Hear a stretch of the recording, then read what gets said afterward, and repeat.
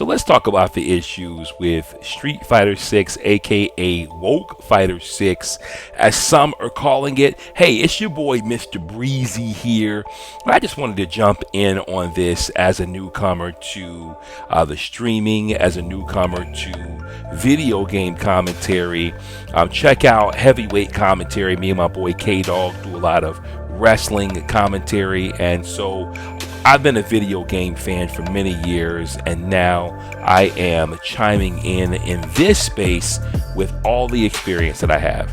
Let's take it all the way back to Street Fighter 2. When I first saw that game in the arcade, I was blown away, I was mesmerized. I found myself being in love with Street Fighter, and there are so many deep personal reasons why Street Fighter resonates with me, and I'll get into those in another video. But specifically on this topic of, is Street Fighter going woke? Is Street Fighter too woke? I'm going to give the simple answer of no, it's not. Now, the more complex answer is what we're going to explore. That answer has everything to do with the characters and character creation featured in the game.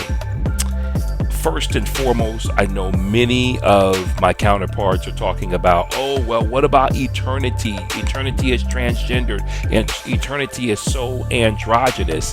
And at the end of the day, I don't think that this is something new to games, fighting games, Capcom. I don't think that this is a very new thing at all. I mean, when we look at characters who were a little bit flamboyant, you look at a character like Vega, for example, and I don't know about you, or maybe it depends on the culture you grew up in, you know, Vega kind of came off a little, you know, either way to me when I was younger. And again, growing up in the culture that I grew up in the black culture, black American culture, listen, man, there's not a whole lot of things you could do back in the 90s to not be considered a little soft, a little suspect. So I thought Vega back in the day was a little soft, you know, and was a little concerning. You know, we look at characters like Benimaru in the Fatal Fury series. Man, you know, there's so many different examples that we can come up with, but I'll just put it this way. I don't believe at all that Street Fighter is going too woke just because they have Eternity, just because in character creation you can have a male, female, or human. That doesn't really change the scope of the whole game. Now, what my counterparts and even my opponents are saying is, well, what about the woke agenda being pushed? What about them targeting kids and targeting gamers to start believing in this woke agenda, this LGBTQ agenda? Let me challenge you in this. A lot of y'all never had a problem with Street Fighter sexualizing and objectifying women. Let me just chime in there, because a lot of y'all want to get real conservative. And listen, my values fall more within the conservative spectrum. But let me challenge you. A lot of y'all didn't want or didn't even think to challenge when Cammy first debuted. What's up with that? Okay, Cammy debuts in little more than a green leotard and a thong, and y'all don't really have a problem with it. What about Colin in Street Fighter 5? Wasn't she a little bit thick even in the short dress? I mean, Karin Kanzuki? Sakura? I mean, come on, guys. And when Street Fighter Alpha first debuted, they started to get a little bit more risque in terms of character design, with Chun-Li's tight tracksuit, and then of course the bulging thighs. Chun-Li had obviously been doing some lightning kicks for quite some time.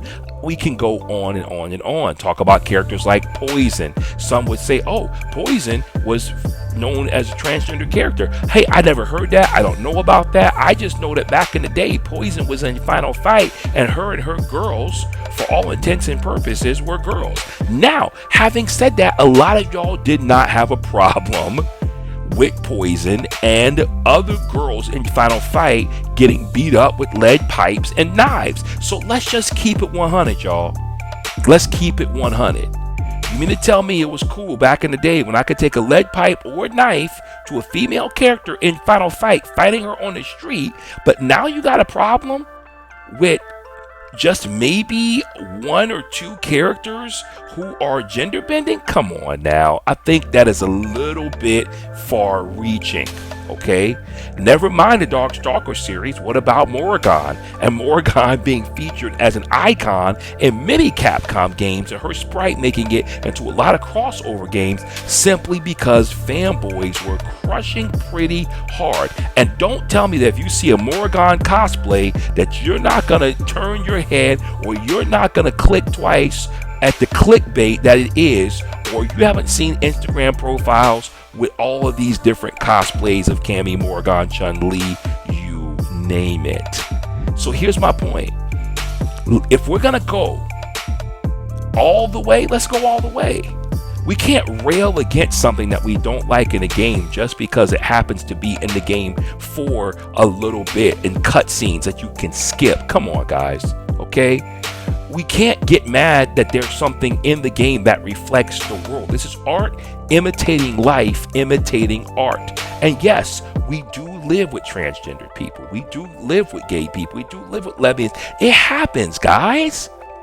And whether your values are woke or conservative or whatever you consider yourself, guess what? Nobody is forcing it down your throat. Now, having said that, I would be one of the first to have a problem with Ryu and Ken having a relationship other than being brothers in battle. If that was the case, listen, I would be all the way with you, okay? Or if Guile or any of my characters who I've loved for so long, Zangief, all these different characters, if I come to find out all of a sudden they wanted to make them homosexual or whatever, I say, come on, y'all, that's really reaching because it didn't matter way back in the day. Why does it matter now? If they turned Ken Masters into, something that he wasn't, and he had a family and he left them, say for another male character, yeah, I have a problem with that because I would say, come on, man, y'all are really trying to stretch this thing out. But we're not seeing that. At least what I've played in the game so far in World Tour, I have not seen that. I've not seen anything that makes me say Capcom or any other conglomerate is making me digest this agenda, making me process this, making me